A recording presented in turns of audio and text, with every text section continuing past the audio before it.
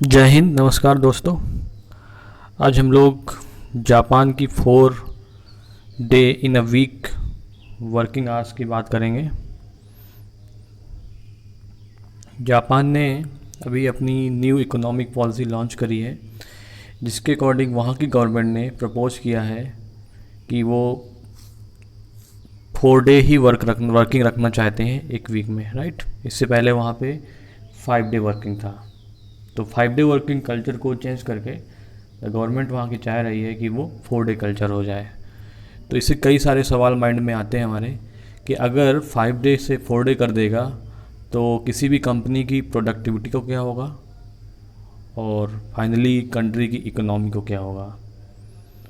क्या वहाँ के लोगों की सैलरी जो 1 डे लेस काम करेंगे, क्या वो सैलरी कटिंग होगी, और वहाँ की गवर्नमेंट और वहाँ की जो इंडस्ट्रीज़ के जो यूनियंस है वो क्या सोचते हैं इसके बारे में, वहाँ के लोगों का क्या पॉइंट ऑफ व्यू है, और क्या ये प्लान किसी और कंट्री ने अभी तक अप्लाई किया है, और अगर ये प्लान इंडिया में अप्लाई हो जाता है तो क्या इम्पैक्ट पड़ेगा यहाँ की इकोनॉमी का और यहाँ के लोगों की वर्किंग कल्चर का और लोगों की लाइफ का फाइनली, राइट। तो देखते हैं इस सेशन में। तो फर्स्ट ऑफ ऑल अगर हमें देखें कि 4 डे वर्क वीक का क्या बेनिफिट होगा, तो सबसे पहले तो जो आर्गूमेंट दिए जाते हैं वो कहे जाते हैं कि हायर प्रोडक्टिविटी हो जाएगी। हायर प्रोडक्टिविटी कैसे हो जाएगी, तो इसका पॉइंट ये हो सकता है कि अगर 5 डे की जगह 4 डे काम करेंगे तो वो बड़े कंसंट्रेट तरीके से काम करेंगे, और जो भी उनको टारगेट दिया जाएगा काम करने का, जो भी उनका प्रोजेक्ट होगा वो 4 डे में कंप्लीट करने की कोशिश करेंगे, क्योंकि उन्हें पता है कि नेक्स्ट डे क्या है, ऑफ है उनका। तो इस तरीके से जो है हमारे पास प्रोडक्टिविटी इंक्रीज हो सकती है। इम्प्रूव्ड एफिशिएंसी भी होगी, वही वर्किंग रेट ज़्यादा करना पड़ेगा क्योंकि हमें प्रोडक्टिविटी एटलीस्ट उतना रखना होगा।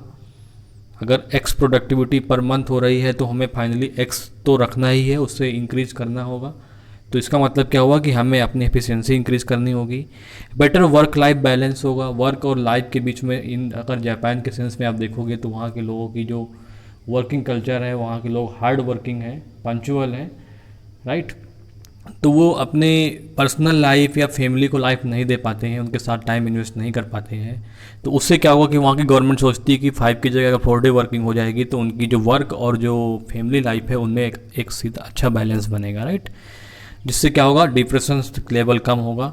मोर टीम वर्क कैसे होगा कि अगर 5 डे की जगह 4 डे अगर काम करना होगा तो जो टीम सोचेगी कि हम पूरा एक डेडिकेट तरीके से ये काम को फिनिश कर लें 4 डे में ही। इसका मतलब क्या हुआ कि वो किसी भी वर्क को 5 डे में नहीं ले जाने की कोशिश करेंगे, मतलब whatever the work there वो 4 डे में ही फिनिश करने की कोशिश करेंगे। तो टीम के साथ अच्छा उनका कोऑर्डिनेशन होना चाहिए, तभी हो सकता है पॉसिबल। तो मोर टीम वर्क होगा।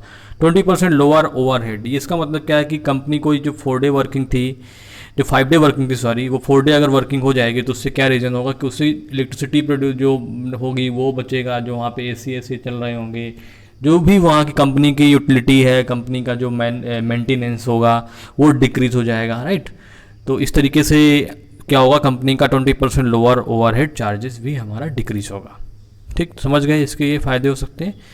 अब देखते हैं जापान गवर्नमेंट जो है उन्होंने अनाउंस किया है कि उनका जो प्लान है, और उन्होंने अर्ज किया है एम्प्लॉयर से कि वो 4 डे प्लान को इनिशिएट करें instead of the 5 day work week, right.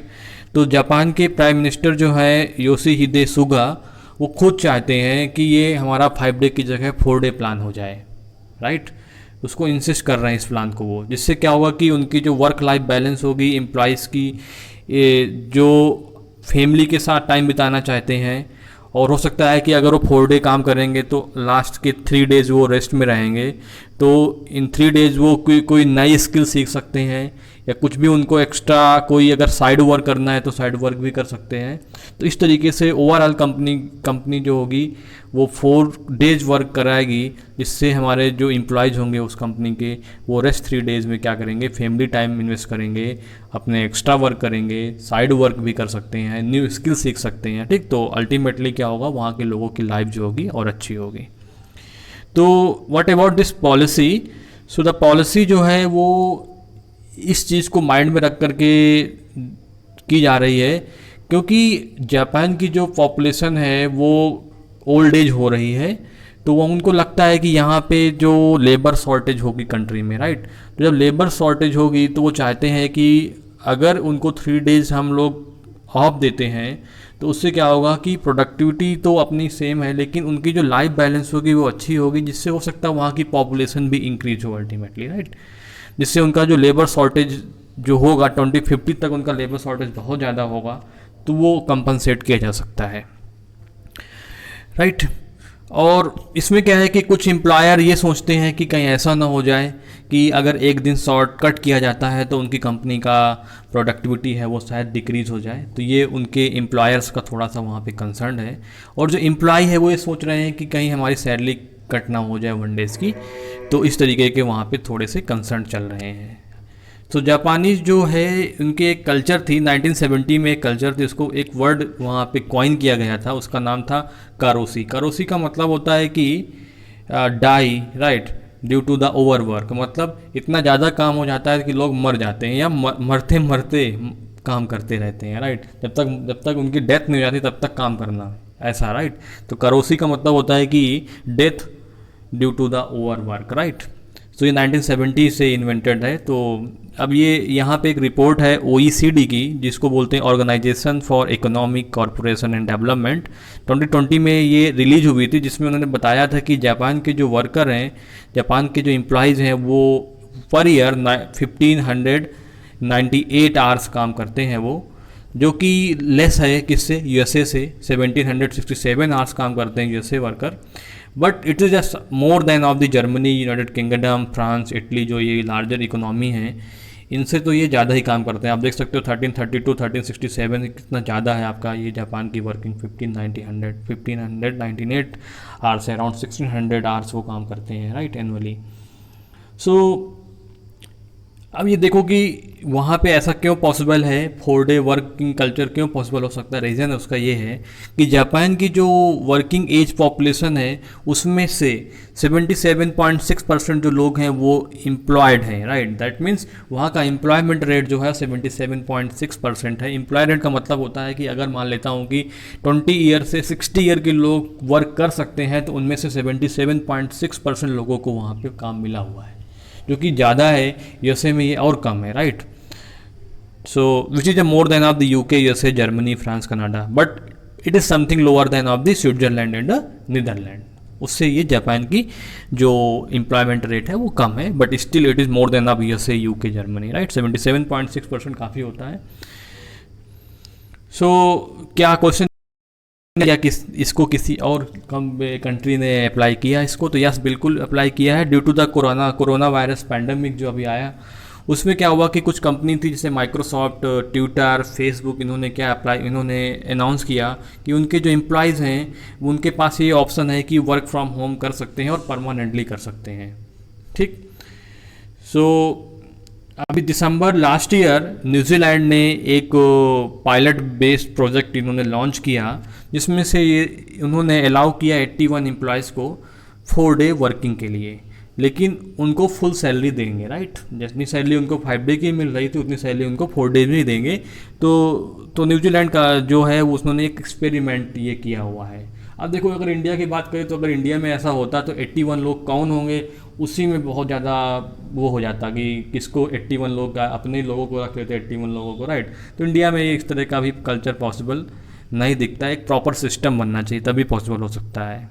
तो वहाँ की जो न्यूजीलैंड की प्राइम मिनिस्टर हैं जसिंडा आर्डर्न, उन्होंने इस पॉलिसी को सपोर्ट किया है, ठीक है। इवन इंडिया में भी अभी लास्ट ईयर जो है वो हमारी जो एम्प्लॉयमेंट मिनिस्ट्री है, सो उन्होंने इसके लिए एक स्टडी करी है कि इंडिया में 4 डे वर्किंग हो सकता है। लेकिन उसके लिए क्या है कि 4 डे वर्किंग तो होगा, लेकिन जो वर्किंग आवर्स होगा वो बढ़ाने पड़ेंगे। वो आपके वर्किंग आवर्स 8 आवर्स से लेके 12 आवर्स करने पड़ेंगे, राइट। दैट मीन्स ओवरऑल देखा जाए तो 48 आवर्स आपको काम करना पड़ेगा। लेकिन अभी ऑन एवरेज इंडिया के जो लोग काम करते हैं पर वीक, वो 52 से 53 आवर्स वर्किंग करते हैं। तो 52 से 53 के कंपेयर में 48 जो है, ठीक है, वो कम हो सकता है, तो थोड़ा सा रिलैक्स मिल सकता है लोगों को। सो अब बात आती है कि भाई इंडिया में अगर ये अप्लाई होता है तो इंडिया में कैसे, क्या इंडिया कहाँ स्टैंड करता है इस पॉलिसी में। तो first of all what is the problem with India, India के साथ प्रॉब्लम ये है कि इंडिया की जो 80% वर्किंग ग्रुप है वो इनफॉर्मल सेक्टर में काम करती है। इनफॉर्मल सेक्टर का मतलब होता है कि जहाँ पे कोई सैलरी जो होती है वो तो फिक्स होती है, बट वहाँ पे होता क्या है कि पेड लीव जो होती है उसका कोई वहाँ पे पॉलिसी नहीं होती कि अगर आप लीव में जाओगे तो आपको पैसे मिलेंगे। कोई फिक्स टाइमिंग नहीं होती है और टर्म्स ऑफ एम्प्लॉयमेंट नहीं होता कि आपको कब तक काम करना हो सकता है। आपको आप कंपनी आपसे केवल 2 साल काम कराना चाहती है, 3 साल काम कराना, मतलब कोई परमानेंट नहीं है। इसका मतलब क्या हुआ कि वहाँ पे इंडिया में बहुत ही इनसिक्योरिटी है जॉब को लेकर के, राइट।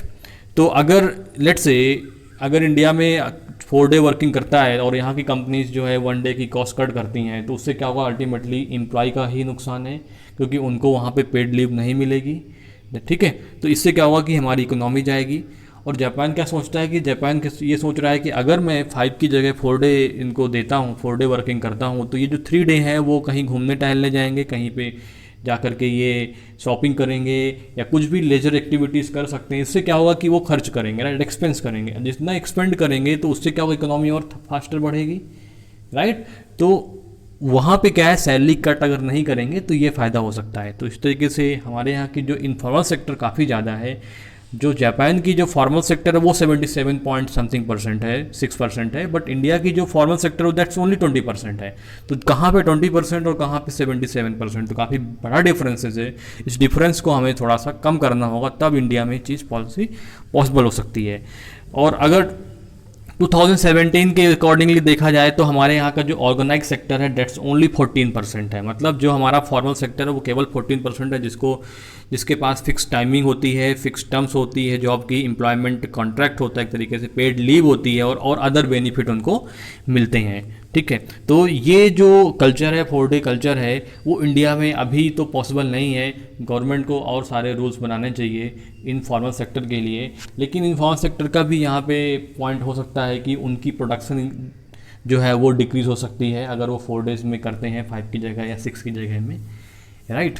तो this was the topic. Okay, thank you very much for watching this topic. So see you in the next session. Please like and subscribe the channel and share this video.